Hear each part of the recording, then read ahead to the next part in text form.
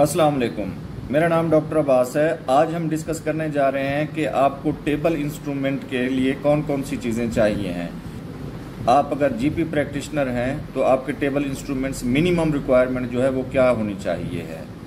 तो मैं अभी एक एक करके आपको तफसील से बताता हूँ। पहले मैं आपको दिखा देता हूँ कि कौन कौन से इंस्ट्रूमेंट्स हमें रिक्वायर्ड होंगे। अगर बायर्ड आई व्यू से देखा जाए तो टेबल की लुक ऐसी होनी चाहिए और उसके ऊपर चीज़ें भी ऐसी सजी हुई होनी चाहिए हैं। अब मैं एक एक करके आपको बताता हूं कि इनकी इम्पोर्टेंस क्या है टेबल इंस्ट्रूमेंट्स की, और ये आपके पास कितनी होनी चाहिए हैं और कितने की मिल सकती हैं आपको। फर्स्ट ऑफ ऑल ये बीपी ऑपरेटर्स आपके पास होना चाहिए है, और कोशिश करें ये मर्क्यूरिक बीपी ऑपरेटर्स आपके पास होना चाहिए डिजिटल की बजाय, क्योंकि इससे एक्यूरेट बीपी मॉनिटरिंग होती है। उसके बाद स्टेथोस्कोप आपके पास होने चाहिए है।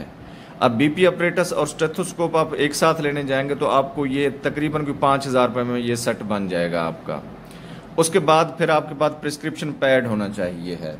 ठीक है, प्रिस्क्रिप्शन पैड के ऊपर मैंने वीडियो भी बनाई हुई है, तो इसको आप देख सकते हैं। इस तरह का आप बना सकते हैं। इसमें एक तो आपके क्लिनिक का नाम आ जाएगा, पीएमडीसी रजिस्ट्रेशन नंबर आ जाएगा और क्लिनिक का रजिस्ट्रेशन नंबर आ जाएगा, एड्रेस आ जाएगा, और नीचे जो एक चीज लिखी हुई है ना, स्पेसिफिकली आप लोगों ने लिखनी है नॉट वैलिड फॉर कोर्ट।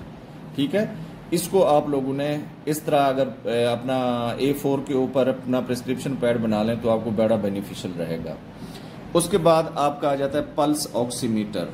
ये तकरीबन 2500 से 3,000 रुपये में मिलता है। ठीक है, इससे आप पल्स भी चेक कर सकते हैं पेशेंट की, और ईसीजी का थोड़ा बहुत पैटर्न ये आपको बता देता है, और ऑक्सीजनेशन कितनी है ब्लड के अंदर, खून के अंदर ऑक्सीजन की मिकदार कितनी है वो भी बता देता है।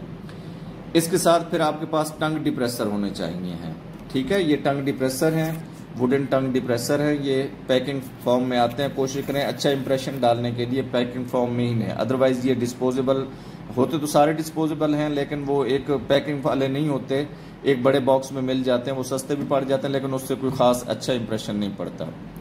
उसके बाद ये है ओटोस्कोप। ये आप कानों का मुआयना करने के लिए आप इसको यूज करते हैं। ठीक है, तो ये भी आपके पास क्लिनिक में जरूर होनी चाहिए। ये तकरीबन कोई 3,000 से 3,500 रुपए में बॉक्स मिल जाएगा आपको ये। ठीक है, उसके बाद है ईटीटी बॉक्स। ईटीटी बॉक्स इसलिए ज़रूरी है कि खुदा न खास्ता किसी पेशेंट को एलर्जिक रिएक्शन हो जाता है तो आपको पता है कि पहले उसके गले के अंदर पानी डिपॉजिट होना शुरू हो जाता है, जिसकी वजह से सांस लेना मुश्किल हो जाता है। तो आपने एयरवे को पेटेंट रखने के लिए ईटीटी आपका होना ज़रूरी है, ताकि टाइमली ईटीटी डाल के उसकी ऑक्सीजनेशन को आप मेनटेन रख सकें। तो ये एमरजेंसी के लिए आपके लिए होना ज़रूरी है। उसके बाद टॉर्च एक होनी चाहिए आपके पास, जिससे आप थ्रोट एग्जामिन करें या एयर एग्जामिन करें, या कोई फेशियल कार्बंकल्स वगैरह हैं, दाने वगैरह निकले हुए हैं तो उनको एग्जामिन करने के लिए टॉर्च आपके पास होना ज़रूरी है।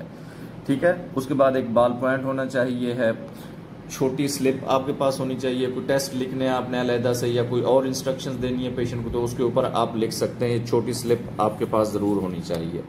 उसके बाद ये थर्मामीटर होने चाहिए आपके पास, कम से कम भी एक होना चाहिए, नहीं तो 2 से 3 थर्मामीटर ज़रूर होने चाहिए। ठीक है, ये आपका हैमर होना चाहिए रिफ्लेक्सेस चेक करने के लिए। ठीक है, ये आपके पास ज़रूर होना चाहिए। उसके बाद ये है थ्रोट एग्जामिन करने के लिए या टीथ एग्जामिन करने के लिए मिरर होता है। वैसे तो ये डेंटिस्ट्री का पार्ट है, लेकिन आपके पास भी होना चाहिए है। ठीक है, इसके यूज़ के तरीक़ाकार के ऊपर मैं वीडियो बनाऊंगा कि कैसे आप इसको यूज़ कर सकते हैं। ये भी आपके पास ज़रूर होना चाहिए है।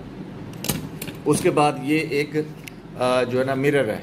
ठीक है, इसको मुकर्रद सा, महद्दब सा, इस तरह का कोई, यानी कि कनकेव और कन्वेक्स लेंस कहते हैं। ये कुछ छोटी सी, यानी कि स्किन के ऊपर टीयर है या स्किन के ऊपर कोई ऐसी चीज़ें हैं, दाने हैं जो आम हाथ लगाने से तो फील होते हैं लेकिन वैसे नज़र नहीं आते, तो इससे आप वो चीज़ें भी जो है ना क्लियरली एग्जामिन कर सकते हैं स्किन के ऊपर। ठीक है, और ये पड़ा हुआ है हमारा फर्स्ट एड बॉक्स।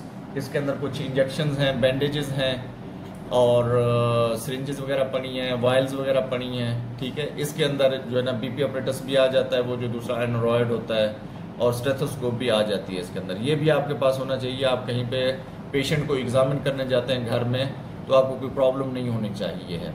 ठीक है, ठीक है, ये सारी मिनिमम भी जो आपकी रिक्वायरमेंट है एक पेशेंट को एग्जामिन करने के लिए, ये सारी चीज़ें आपके पास होनी ज़रूरी हैं। उम्मीद है ये मालूमाती वीडियो आपको पसंद आएगी। हमारे चैनल को लाइक, सब्सक्राइब और दोस्तों के साथ शेयर ज़रूर करें। शुक्रिया।